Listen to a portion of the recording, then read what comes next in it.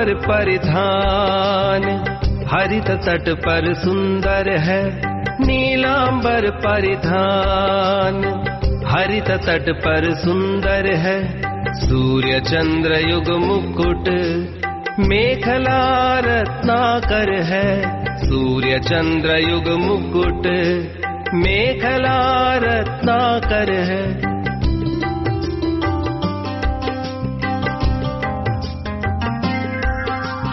नदियां प्रेम प्रवाह भूल तारे मंडन है। नदियां प्रेम प्रवाह भूल तारे मंडन है। बंदे जन खग वृंद शेषफन सिंहासन है।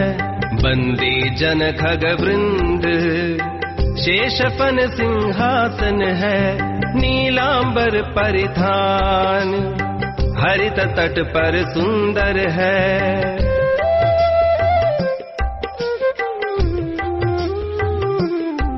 करते अभिषेक पयोद है बलहारी इस वेश की। करते अभिषेक पयोद है बलहारी इस वेश की। है मातृभूमि तो सत्य ही सगुण मूर्ति सर्वेश की। है मातृभूमि तो सत्य ही सगुण मूर्ति सर्वेश की। नीलांबर परिधान हरित तट पर सुंदर है। कवितांश का आशय भारत सर्वेश की मूर्ति के समान है। नीलांबर उसके सुंदर वस्त्र हैं। सूर्य और चंद्र मुकुट, सागर मेखला है। नदियां भूल और तारे उसके सुंदर आभूषण हैं। पक्षियों का समूह उसका गुणगान करता है।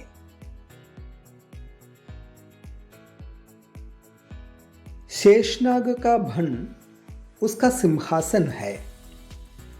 बादल उसका अभिषेक करते रहते हैं। भारत का ऐसा रूप अनुपम है।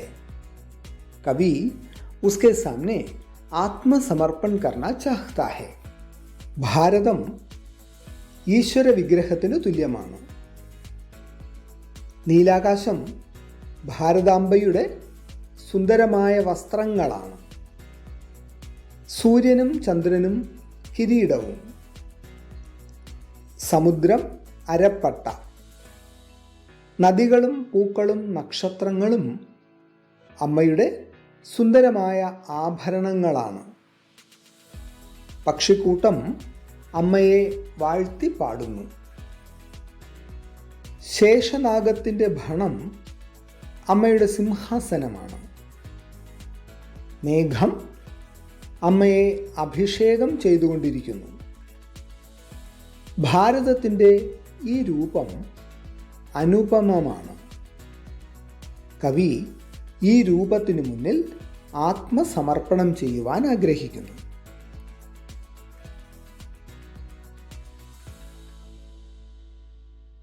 समानार्थी शब्द अंबर आकाश, परिधान वस्त्र, हरित हरा, तट तीर, युग जोड़ी, मुकुट किरीट, मेखला करथनी, रत्नाकर समुद्र, प्रवाह बहाव, तारा नक्षत्र, मंडन आभूषण, बंदीजन चारण, खग पक्षी, वृंद समूह, पयोद मेघ या बादल, बलिहारी होना, आत्मसमर्पण करना, मूर्ति प्रतिमा, सर्वेश ईश्वर. प्रश्नोत्तर. मातृभूमि किसकी कविता है? मातृभूमि मैथिली शरण गुप्त की कविता है। मातृभूमि किस युग की कविता है? छायावादी युग की, द्विवेदी युग की, आधुनिक युग की? उत्तर द्विवेदी युग की। भारत माता का वस्त्र या परिधान कौन सा है? अथवा धरती का परिधान क्या है? सूर्य चंद्र, नीलांबर, खगवृंद? उत्तर नीलांबर। भारत माता के मुकुट कौन से हैं? सूर्य और चंद्र भारत माता के मुकुट हैं। भारत माता की मेखला या करथनी कौन सी है? सागर भारत माता की मेखला या करथनी है। नदियां प्रेम प्रवाह, भूल तारे मंडन हैं। यहाँ कवि ने नदियों और भूल तारों का वर्णन किन किन रूपों में किया है?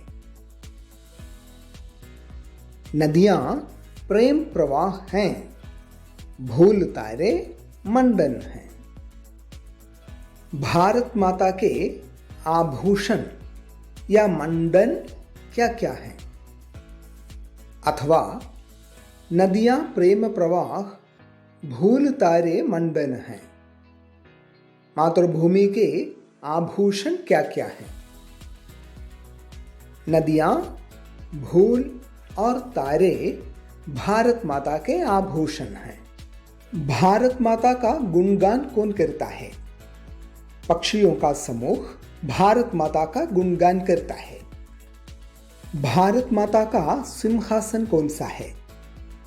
शेषनाग का भण भारत माता का सिंहासन है। भारत माता का अभिषेक कौन करते हैं? बादल भारत माता का अभिषेक करते हैं।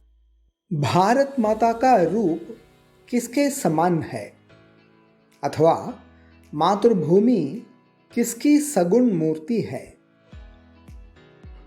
भारत माता का रूप सर्वेश की मूर्ति के समान है। कवि किसके सामने आत्मसमर्पण करना चाहता है?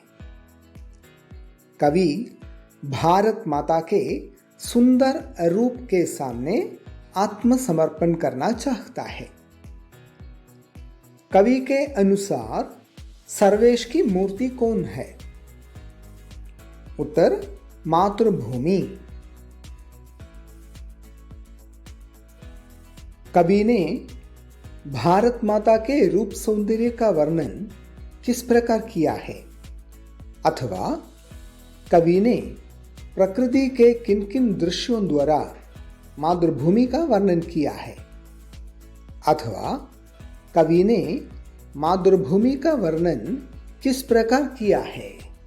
भारत सर्वेश की मूर्ति के समान है। नीलांबर उसके सुंदर वस्त्र हैं। सूर्य और चंद्र मुकुट। सागर मेखला है। नदियां, भूल और तारे उसके सुंदर आभूषण हैं। पक्षियों का समूह उसका गुणगान करता है। शेषनाग का भण उसका सिंहासन है। बादल उसका अभिषेक करते रहते हैं। भारत का ऐसा रूप अनुपम है। कवितांश की आस्वादन टिप्पणी लिखें। आस्वादन टिप्पणी। जननी जन्मभूमिश्च स्वर्गादपि गरीयसी। माता और मातृभूमि स्वर्ग से भी बढ़कर है। मैथिली शरण गुप्त हिंदी के प्रमुख कवि हैं। वे राष्ट्र कवि भी हैं। उनकी कविता है मातृभूमि। यह द्विवेदी युग की कविता है।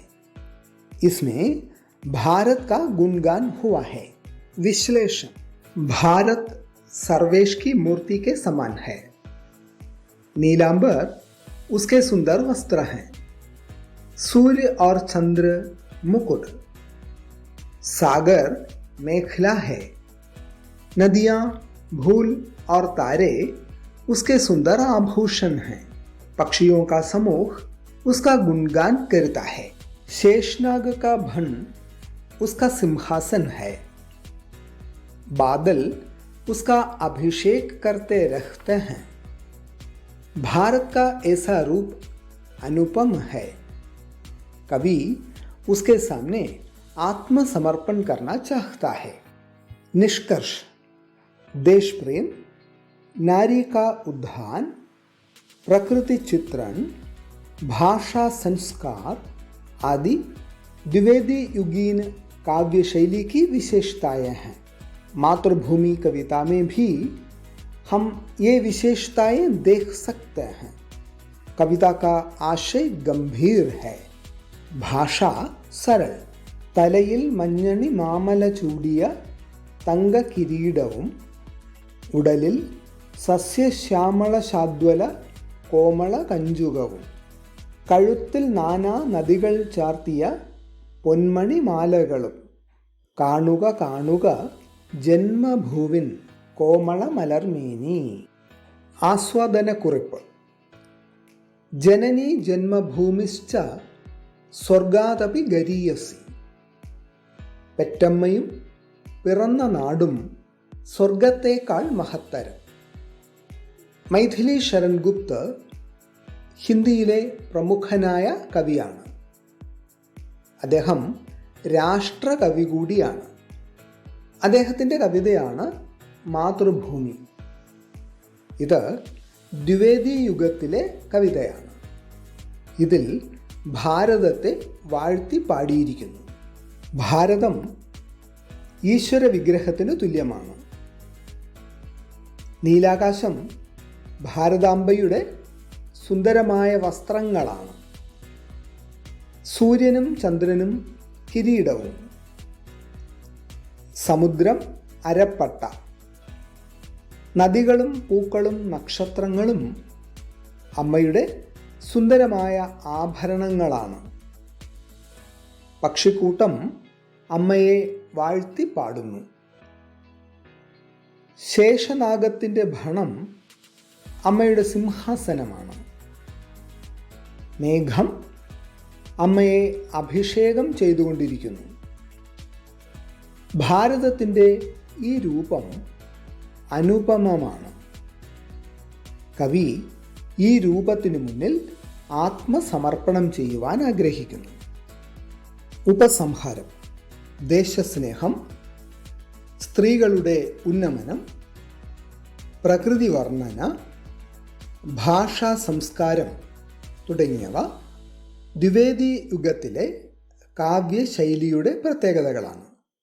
മാതൃഭൂമി കവിതയിലും ഈ പ്രത്യേകതകൾ നമുക്ക് കാണുവാനാകുന്നു. കവിതയുടെ ആശയം ശ്രേഷ്ഠമാണ്, ഭാഷ ലളിതവും.